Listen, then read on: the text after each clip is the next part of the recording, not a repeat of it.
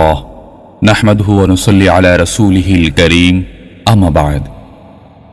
প্রিয় দর্শক শ্রোতা বন্ধুরা, আশা করছি আল্লাহ তাআলার অশেষ রহমতে সবাই ভালো আছেন।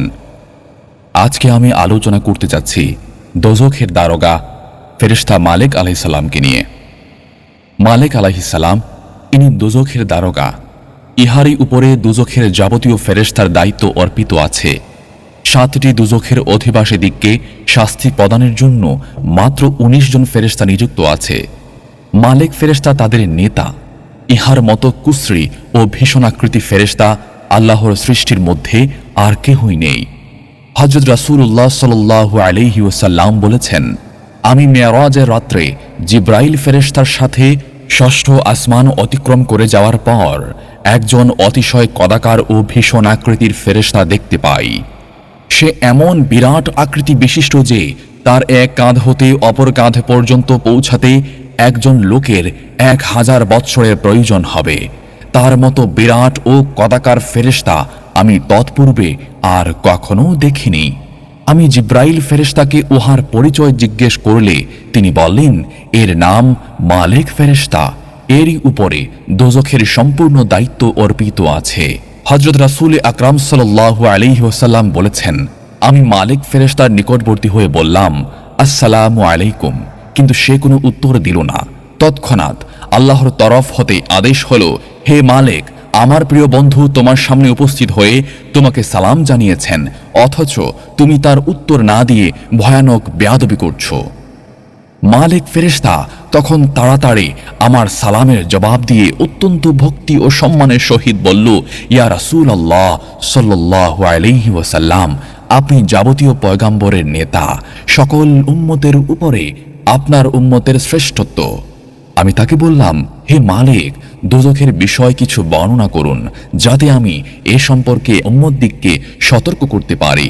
মালিক বললেন, ইয়া রাসূলুল্লাহ সাল্লাল্লাহু আলাইহি ওয়াসাল্লাম, দোজখের শাস্তির প্রকৃত অবস্থা দর্শন বা শ্রবণ করার ক্ষমতা আপনার নেই। তৎক্ষণাৎ আল্লাহর তরফ হতে আদেশ হলো, হে মালিক, আমার হাবিব যা কিছু জানতে চান তা সব তাকে সুন্দরভাবে বর্ণনা করে শোনাও। আল্লাহ তাআলার আদেশে মালিক ফেরেশতা বললেন, ইয়া রাসূলুল্লাহ সাল্লাল্লাহু আলাইহি ওয়াসাল্লাম, আল্লাহ তাআলা স্বীয় গজবের দ্বারা 7টি দোজখ সৃষ্টি করেছেন। এর প্রত্যেকটির দৈর্ঘ্য ও প্রস্থ আকাশ ও পাতালের দূরত্বের সমান।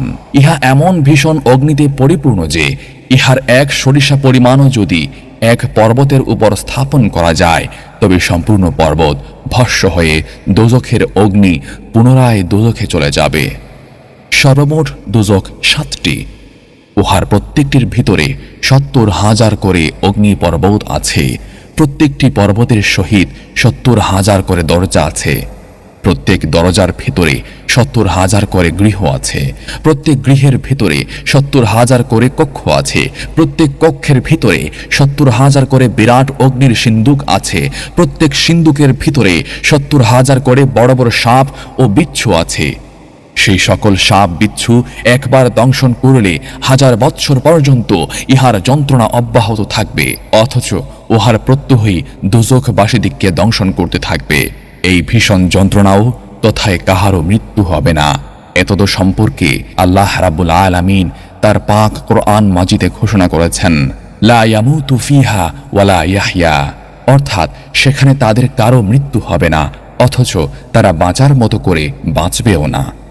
দোজখের কতক অংশ যেমন অগ্নিতে পরিপূর্ণ, ঠিক তেমনি কতক অংশ বরফে পরিপূর্ণ। দোজখ প্রতি বৎসর 2 বার নিঃশ্বাস পরিত্যাগ করে। উহার একটি অগ্নির নিঃশ্বাস এবং অপরটি বরফের নিঃশ্বাস। হে আল্লাহর প্রিয় রাসূল সাল্লাল্লাহু আলাইহি ওয়াসাল্লাম,